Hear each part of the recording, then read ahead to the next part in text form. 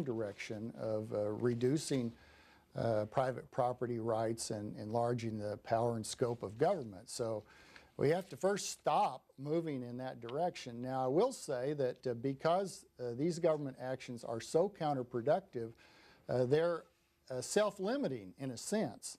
There will come a time, for example, when government cannot spend any more money. There are limits. The U.S. government acts as if it can spend as much money as it cares to.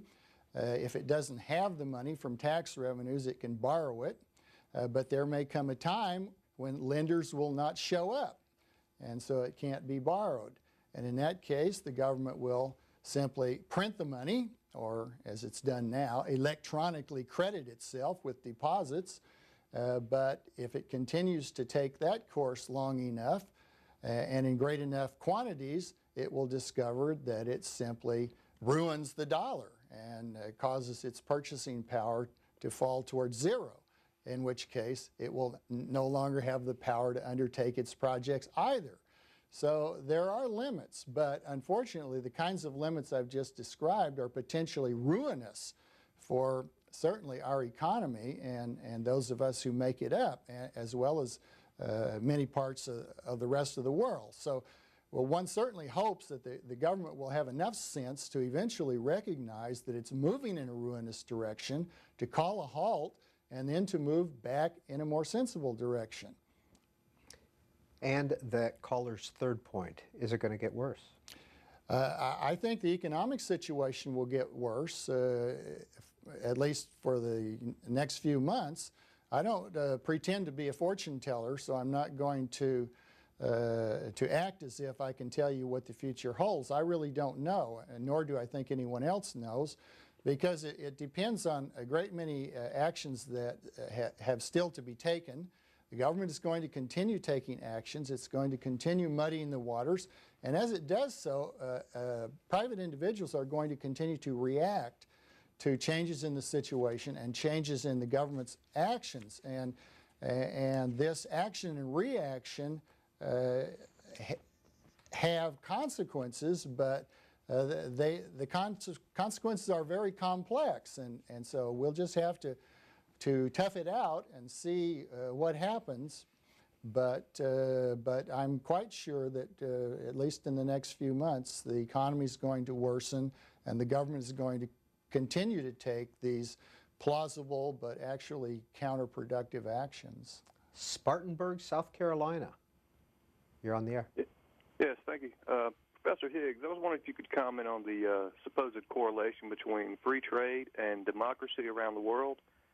Some of the biggest free trade countries, China, for example, double-digit GDP growth over the last 10 or 12, 15 years, is still a communist regime. Venezuela, many OPEC nations using their comparative advantage, or some of the most non-democratic nations in the world. How do we address that and the free trade policy that leads to democracy has taken over both parties in Washington, and actually we see the money that has left this country has opened the door for government to come in, step in, and to print more money and to offer retraining when actually citizens in this country were opposed to it to begin with. Thank you, sir.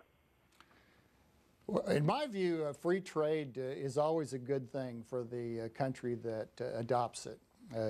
It's good in the sense that it gives the individuals in that country the liberty to enter into contracts with anyone they wish, regardless of where the contracting party happens to live.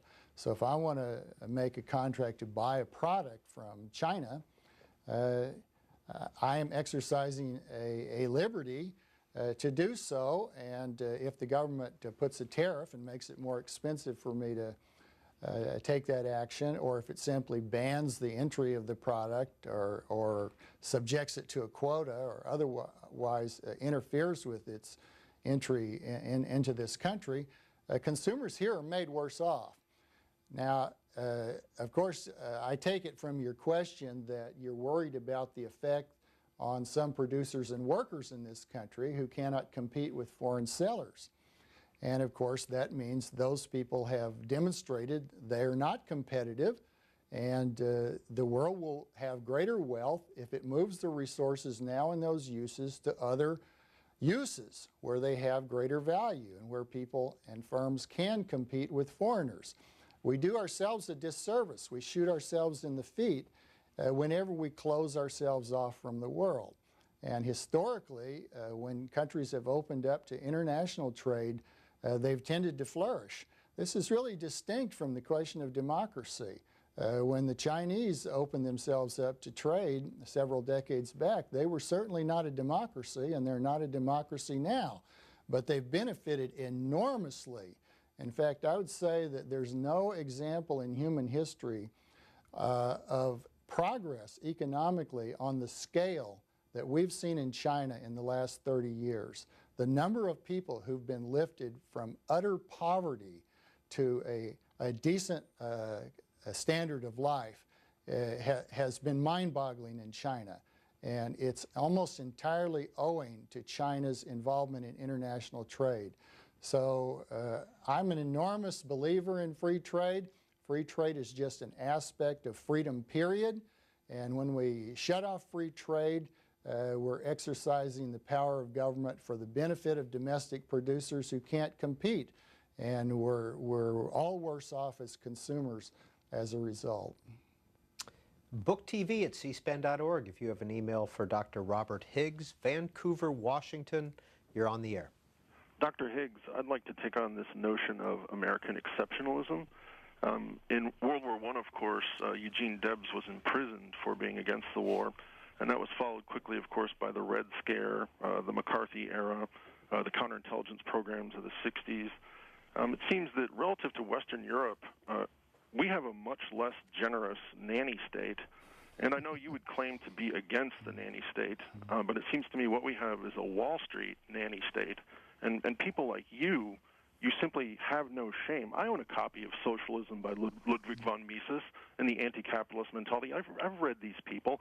All you're doing is providing academic cover for Wall Street fascists who want nanny state for the super rich, and the rest of us have to struggle to get by. 5 children were found dead near Tacoma this morning, and it's because of people like you who've shredded the social safety net of this country that people have no place to turn. Do you have no shame? I do have shame, in fact, and I haven't said a kind word for the recipients on Wall Street of bailouts. I don't know where you got the idea that I was a friend of the rich who are feeding at the public trough. I'm not in favor of that in any way. The safety net you refer to that has been so shredded has in fact never been denser than it is at present. The number of government programs available to people who are in economic difficulty or health difficulty or a variety of other troublesome situations is extremely dense now. It's never had greater funding than it has at present. The exceptions are very few and far between. So it's simply not true that the safety net has been shredded. It's extremely regrettable that the big financial institutions have been able to use their political clout to basically loot the taxpayers in these bailouts of financial institutions. I've never supported that, and I'm not going to start supporting it.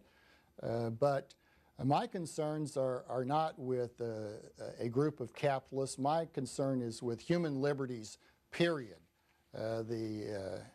The terrible actions that were taken by the Wilson administration to persecute people during the war and after the war during the Red Scare, all of these